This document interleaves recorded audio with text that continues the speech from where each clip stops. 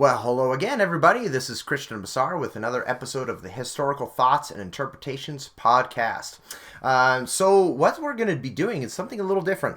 We're going to be talking not so much about history, but about modern politics and what's been going on in the news lately. Specifically, I'm going to be talking about the incident on November 25th, 2018, in the Kerch Strait between Russian and Ukrainian naval forces. So we'll be going into that, but first I would like to just talk a little bit about a project I have planned. This podcast episode, I want to turn it into the first episode of a new podcast that I want to start, talking about strategic studies. Strategic studies, military history in general, and perhaps talk about armaments, weapons, their influence on warfare, and also talking about modern geopolitical events. So, for example, why is one country doing this? So, analyzing those from a strategic standpoint. So, this is something I would like to start very soon, and I anticipate having this episode be the first episode of that particular podcast. So as I work that out, I will be mentioning that more later on. So, but for now, this will be an episode of the Historical Thoughts and Interpretations podcast. Now, I do want to give perhaps a little bit of a disclaimer or a little bit of caution here. This Kerch Strait incident started on November 25th, 2018. And as of now, December 3rd, so it's just over a week later. So just keep in mind that these developments the situation is developing. And every day you search up, look up Kerch Strait incident or Ukraine or something on the news, and you'll see some new events. So obviously things could change from the time that we record this podcast. So this will be an analysis and some commentary on the Kerch Strait incident as of December 3rd. So let us talk now about the incident itself. On November 25th, 2018, 3 Ukrainian naval ships were heading from Odessa to Mariupol. This would force them to go around the Crimean Peninsula, which had been annexed to Russia in 2014. Russian FSB ships, and the FSB is Russia's main intelligence arm, but it is also responsible for border protection. So Russian FSB ships fired upon and seized these 3 Ukrainian ships, which consisted of a tug and 2 light patrol ships. The tug was also rammed. So after the Ukrainian ships were fired upon, they were also seized, and as of now, 24 Ukrainian crew members are in Russian hands, Russian custody, and 3 had been reported wounded. Some have even been charged in Russian criminal courts. And simultaneously, as this was happening, 2 other Ukrainian ships moved out from Mariupol. So now, before I proceed further, I feel that it's necessary to talk a little bit about geography. So if you have a map of Ukraine, you have at the very bottom, there is the Crimean Peninsula, which was added to the Russian Federation in 2014. And so, but to the northwest of this is the Ukrainian city of Odessa. And also to the northeast is the city of Mariupol. So there are two seas involved here. So there is the Black Sea, which borders Crimea and southern Ukraine. But then there's also the Sea of Azov, which is kind of an inland sea. It's not considered international waters, but more an inland sea of both Ukraine and Russia. So, and Mariupol borders this Sea of Azov. Now, between these 2 little oceans, there is where Crimea very nearly touches the Russian border at the Krasnodar Oblast. So there's this point, and that part is called the Kerch Strait. The Kerch Strait. So it's a very narrow strait where if Ukrainian ships wanted to go from Odessa to Mariupol to enter the Sea of Azov, they have to go through this Kerch Strait. So that gives you a sense of the geography. So now, when these 3 Ukrainian ships were moving from Odessa to Mariupol, at the same time, 2 other Ukrainian ships were moving out from Mariupol. So, in response, Russia blockaded the Sea of Azov, as well as seizing those 3 ships from Odessa. Russia blockaded the Sea of Azov by placing a ship there. Now, here's the thing where this is where it's different. In May 2018, just a few months ago, there was a bridge constructed called the Kerch Bridge or the Crimea Bridge, and it's a land connection between Crimea and mainland Russia, again at the Krasnodar Oblast. So Russia blockaded this by putting a tanker underneath that bridge. Eventually it was open to civilian traffic afterwards, but for a time it was blockaded. And as of December 3rd, Russia has not yet released the ships or the sailors that are in its custody. So very soon after this incident, Ukrainian President Petro Poroshenko asked for the declaration of martial law in Ukraine, and he cited a supposed massive Russian land invasion as the threat. And the Rada, or Ukrainian Parliament, approved this action the next day on November 26, 2018. So this martial law was not meant to be permanent. It's meant to last for 30 days, so till late December. And it was only going to be active within 10 of Ukraine's 27 regions. And these 10 regions was going to be those regions that bordered the Russian Federation and also a Moldovan region. There's a Moldovan region known as Transnistria. And so there's some pro-Russian factions, if you will, there. And also there are some Russian troops there. So Ukraine has cited the threat of a Russian land invasion, and martial law has been declared here. And according to the Kiev Post, possible measures under Ukrainian martial law could include things such as increased security, curfews, bans on peaceful protest, government confiscation of property, suspension of electoral campaigning, this is very relevant, and also even the banning of the sale of alcohol. So then going back far enough, we really need to consider, or we really need to remember that Crimea is not de facto not quite part of Ukrainian territory anymore, since the annexation, or depending on your point of view, annexation or reunification of Crimea to the Russian Federation. This happened in 2014 after the Euromaidan. So this had happened. So this is where the sticky wicket is. Here's the rub.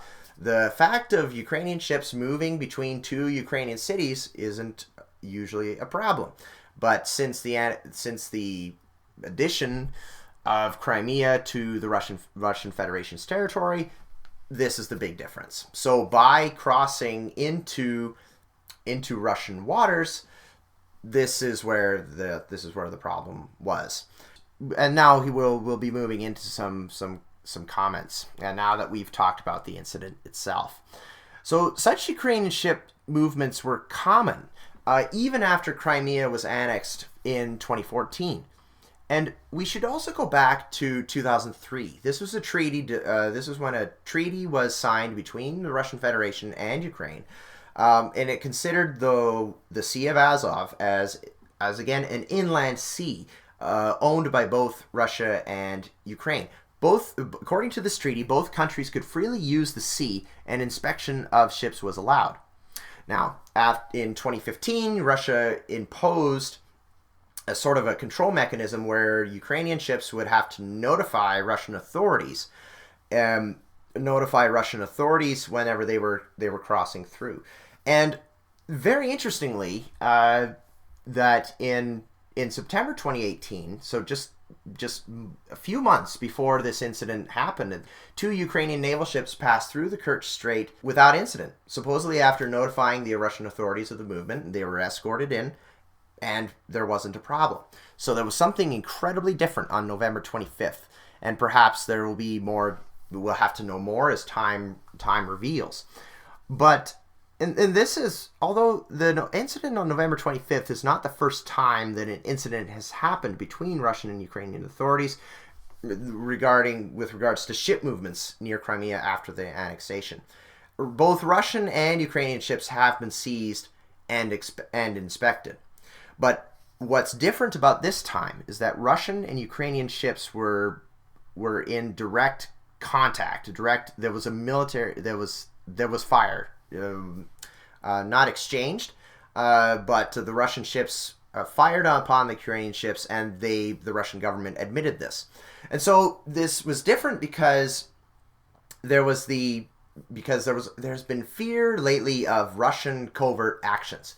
Little green men, for example. This is referring to the unidentified armed men who went through and took control of Crimea in 2014 before the, again, annexation or reunification, depending on your point of view, and also through pro-Russian rebels in the Donbass region, a civil war in Ukraine that has been going on since, again, 2014. But this was a direct action, and the Russians had claimed that they didn't receive communication from Ukrainian ships passing through Russian waters, prompting them to think that this was a provocative action. And also in September 2018, the Ukrainian government had also announced the formation of a Ukrainian naval base in the Sea of Azov. So that is another factor that is also different and might prompt the Russian authorities to try and assert control over the Kerch Strait. And so, of course, after this incident, there's been a big war of words and a lot of argument and rhetoric. Russians fired upon ships, and as we have noted, the FSB and the Russian government have admitted this. But they have said that the Ukrainian ships acted provocatively. They have promised more evidence of this, but as far as I know, I haven't seen any presentations on this. But that might come eventually. Western countries took Ukraine's side with the proposed expansion of sanctions against Russia. Nikki Haley, the U.S. ambassador to the United Nations, said that Russia's actions were even not those of a civilized country. And what's interesting is that the Russian government predicted this response. They said, okay, yeah, we there was an action. We fired upon some Ukrainian ships for violating our waters. And the Western response is against us, and that's predictable. And in fact, the Russian government's narrative is that Ukraine deliberately provoked this incident so that Ukraine could call for increased tensions with Russia and encourage greater Western sanctions against Russia. So, according to the Russian idea, that Ukraine deliberately sent its ships to act provocatively, provoke an incident, and then call foul on Russian actions. And also, it's interesting that this happened just before a G20 meeting in Argentina. And U.S. President Donald Trump responded by canceling a planned meeting with Putin at the Russian President Vladimir Putin at the G20 summit. However, Germany's Chancellor Angela Merkel, and her relationship with Putin's Russia is arguably needed to be much more nuanced than that of other countries because of geographical position and proximity to Russia. She suggested restraint, and unlike Trump, she met with Putin at the G20 summit and wanted to enter discussions in the so-called Normandy format. And just as a quick little note, the Normandy format has been used in the past to negotiate relations between Russia and Ukraine, and is an attempt to enter negotiations and de-escalate situations. For example, the war in the Donbass. And the Normandy format has included Russia, Ukraine, Germany, and France. And so this format has been used in the past to negotiate the main ceasefire protocols in eastern Ukraine. And also, Angela Merkel suggested that this format be used to help de-escalate the situation after the Kerch Strait incident on November 25th. And even as of very early December, Ukrainian President Petro Poroshenko, despite the fact that he has said that there are thousands of Russian troops on our borders, so therefore we need martial law, and even he has suggested in early December to enter negotiations with Russia through this Normandy format, with Germany and France also being involved. So going back to Ukraine's martial law situation, I think this is perhaps one of the most crucial parts of this story. It is limited. Petro Poroshenko originally suggested having 60 days of martial law, but it was reduced to 30 days. And again, it's not all across Ukraine. For example, the capital, Kyiv, it's not under martial law. It is active. Martial law is active currently within 10 out of 27 regions or oblasts.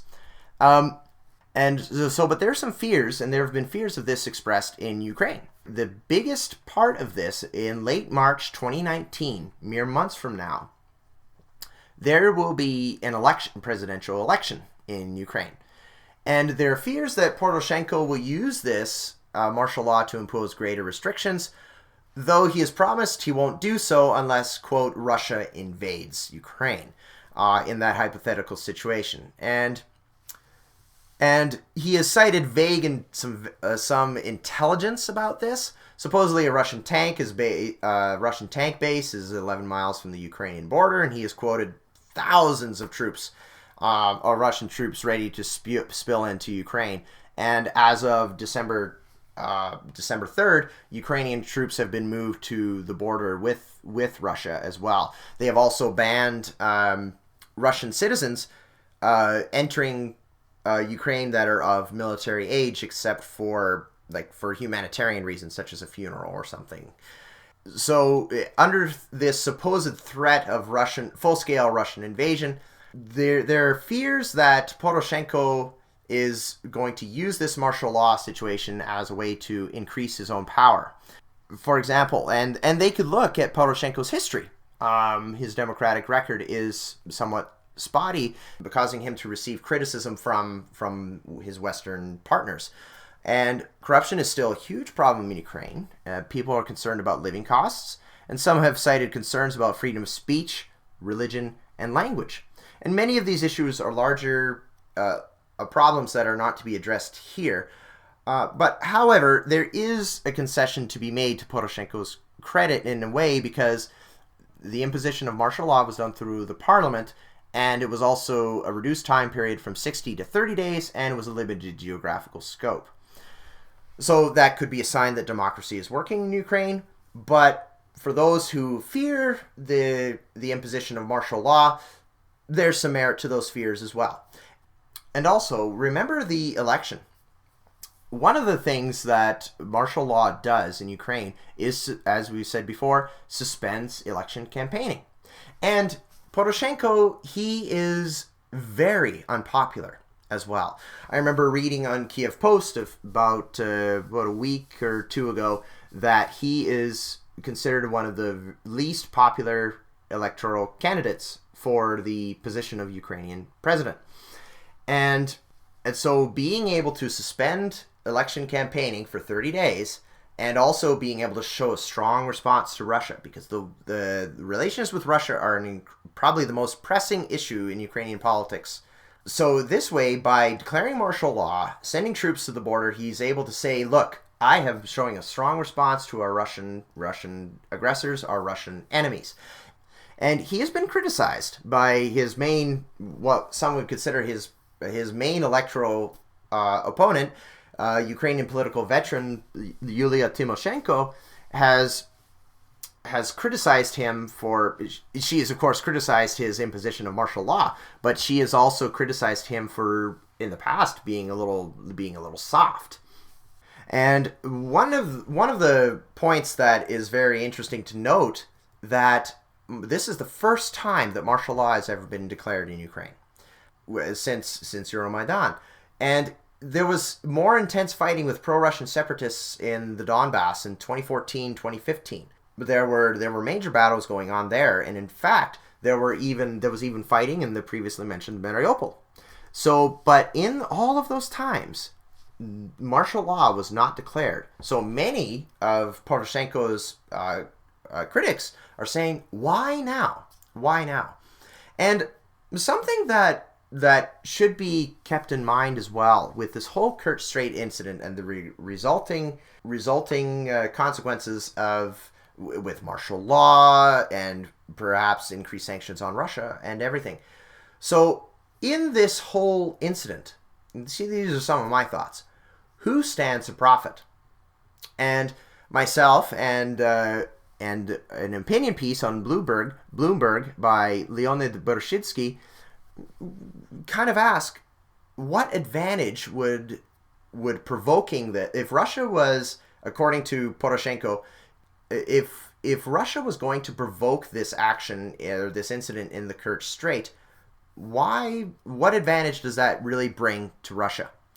The war in eastern Ukraine between Kiev and pro-Russian rebels in the Donetsk and Luhansk, self-declared Donetsk and Luhansk People's Republics, that war has been largely at a stalemate for a while, and albeit with frequent shelling on both sides. And Russia used the destabilization of Ukraine during Euromaidan to justify actions in Crimea and support of the so-called anti-Maidan forces in the Donetsk region. But why would Russia act now? One would say that, and it's certainly true, I believe, that Russia has been asserting control over the Kerch Strait now that there's a land bridge, and so so Crimea and mainland Russia are connected by the bridge. And this idea of seizing ships and maintaining control and being able to easily blockade the Sea of Azov just simply by moving a tanker there, that certainly fits in with the idea that Russia would be wanting to assert control over the Kerch Strait and thus the Sea of Azov, and perhaps hurt Ukraine's economy by blockading access to the Sea of Azov and so on. But again, going back to September 2018, just a few months ago, 2 Ukrainian ships were able to move through the Kerch Strait, and there was no problem. So my question is, what would Russia stand to gain from deliberately provoking an action, saying, "Oh, there are 3 ships moving in, and let's attack them"? Right? And so one could argue that Ukraine or Poroshenko have more to gain than Russia in this latest incident. Russia got condemned internationally for firing upon the Ukrainian ships and seizing them, as well as for blockading the Sea of Azov. This is probably going to lead to increased sanctions. And also, one thing to keep in mind as well, what about the risk to Russia? If Russia was deliberately going to go over there, see these 3 ships, attack them, and seize them, this incident did not involve the taking of land. It involved 3 small ships and 24 sailors. There's not much reward for Russia to plan a seizure of ships. The Russian government and the Russian government explicitly stated that the West would condemn Russia for any kind of action. So deliberately, may I say, conspiring to take Ukrainian ships just for their own sake does not seem like a worthwhile risk on their part. On the other hand, the opposite operation to secure and eventually annex Crimea was a huge risk politically, and the resolution of this will probably take decades, if not longer. And it has greatly poisoned Russia's relations with much of the rest of the world, and especially with Ukraine. But there was also a reward for seizing Crimea as well. A large section of land with a largely Russian population was added to the Russian Federation, and it was a largely popular move in Russia, especially amongst fears in 2014 of Euromaidan, which Russian narratives were saying there was a fascist coup in Kiev that had brought down a Ukrainian president, Viktor Yanukovych, that was more friendly to Moscow. And also another way in which Russia has shown great risk, but also has received some kind of a reward geopolitically. Since 2014, they've been sort of allies or supporters of the pro-Russian separatist groups in eastern Ukraine. So the risks of this are being seen as supporting a foreign rebel power, being seen as an aggressor, and also adding to Russia's reputation worldwide as a meddler in the affairs of another country. But there's also some reward here. They have the ability to have influence on Ukraine. They can push for things such as federalization or otherwise lessened power of the Ukrainian government, which is currently a rival of Moscow's. So Russia's actions in Crimea and support for pro-Russian factions in Ukraine had risks, but rewards of these risks were greater than what would be on November 25th if their plan was to literally just take 3 ships and a few sailors. So now there are of course 2 different narratives here. The Russians are saying that Petro Poroshenko and Ukraine deliberately provoked these Russian ships, and therefore we're going to provoke an incident, and then that would allow, or that would justify Poroshenko to impose martial law, ban election campaigning for a little while, and call on the West for help and further sanctions against Russia, and also embarrass Putin abroad just before the G20 summit. And then the Ukrainian narrative and many in the West are also saying that, well, Russia has just deliberately been an aggressor. They've taken some ships and they violated international law by seizing these 3 Ukrainian ships, and also for blockading access to the Sea of Azov.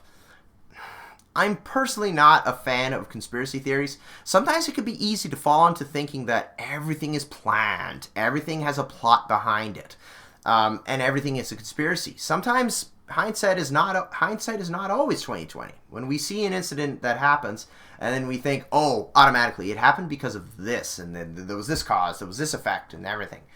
But something that is very important, and this is important for strategic studies, military history, but also for life in general. This world is chaotic, and things sometimes just happen. Escalations happen. It should be remembered that Ukrainian ship movements were happening at the same time. The 3 were moving from Odessa to Mariupol, and were going through, so kind of cutting into the Kerch Strait from the south. But then at the same time, 2 other ships were moving from Mariupol at the same time. If Russian claims are true that these Russian ships did not notify the Russian authorities of this ship movement, that could send Russian, certainly border guards and also Russian planners into a bit of a panic. So then those ships are stopped and the blockade is set up. So the human factor is very important to remember. The Ukrainian intelligence service, the SBU, has claimed that there is radio interceptions where there was coordination between Russian forces. Well, of course there's going to be coordination. If something is happening, their Russian units are going to be talking to each other. So, again, it is very important to ask about what is different about this particular case. Other times, Ukrainian ships have moved through the same area without incident. And why would Russia plan to deliberately attack Ukrainian ships or open fire on them other than an attempt to protect against what they saw as a provocative action? And I just want to comment a little bit about the 2003 treaty about the Sea of Azov. David Larder and Matthew Bodner wrote for Defense News on November 28th, and they wrote a very interesting article entitled "The Sea of Azov Won't Become the New South China Sea, and Russia Knows It." So the South China Sea, China has claimed waters in this area, and these claims conflict with those of many of China's neighbors, the Philippines, Vietnam, and etc. So Southeast Asia has been a very tense area to watch, and there are no formal treaties in China's favor. But with the Sea of Azov, only 2 countries have shorelines on this body of water, Russia and Ukraine. And by the 2003 treaty, the sea is officially considered belonging to both countries, as we said before. So both Ukrainian and Russian shipping can go through there without restriction. But also they have the rights of inspection. And the annexation of Crimea in 2014 changed the situation, especially as Russia has tried to consolidate the area with the Kerch Bridge and henceforth defend its control of that area and that bridge. But the 2003 treaty is still in force, and there's yet no plan to scrap it. And Russia did violate that treaty by temporarily blocking the Kerch Strait, blocking access to the Sea of Azov. But by the same token, Russia has the right to use the strait as well. So the key point to remember is that Russia claims that the Ukrainian ships entered Russian waters. And Also, according to international legal experts contacted again by Defense News, Russia had no legal authority to actually seize Ukrainian ships by the UN Convention on the Law of the Sea. Russia may have theoretically had the right to expel the Ukrainian ships if the claim is that they were entering Russian waters. They had theoretically had the right to expel the ships, to force them to turn back, but not necessarily to seize them. So this is certainly something where international law gets into the situation, and it's a very interesting situation where the status of Crimea, whether it's part of Ukraine or part of Russia, the 2003 treaty regarding the Sea of Azov has not changed. But Russia's attempts to consolidate control over that area has changed that. And there's something important here about naval strategy here. And so speaking of that consolidation, and so this is where we'll talk about the Kerch Bridge. I talked a little bit before about risk of the addition of Crimea to the Russian Federation. There's that risk, of course, the geopolitical risk, and Russia will never lose that reputation of being an aggressor, no matter what. And who knows what it will take to shake that reputation, right? But Crimea was also a bit of an economic problem. It was another area for Russia to try and develop. And the Kerch Bridge, completed in March, was a way to develop the area. It cost $3.7 billion to build, but it also makes it easier for Russians to simply drive from the Krasnodar region into Crimea. So it's a sign of a great achievement, a sign of moving forward in Crimea's, according to the Russian view, reunification with the rest of Russia. So Crimea also is a popular tourist destination. There's a lot of history and a warm climate. So the bridge is a way to economically develop Crimea and also perhaps mitigate some of that risk of annexing it. And strategically, the Kerch Bridge has aided Navy maneuvers. This is not a wide open sea. Again, the Kerch Strait is not wide. It's 19 kilometers. And it's not the wide open sea such as in the Pacific or Atlantic Ocean. Huge bodies of water which have vast distances and lots of room for ships to maneuver freely. With a bridge there, it's not a wall, but it does physically restrict movement, especially when a tanker can just be parked there to provide an improvised blockade. So it's easy to blockade if Russia deems it necessary.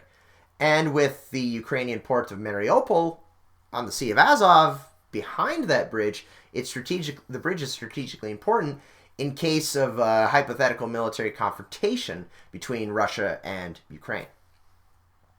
And so keep in mind that, again, we're in a week after this incident, and things could change after the recording of this podcast.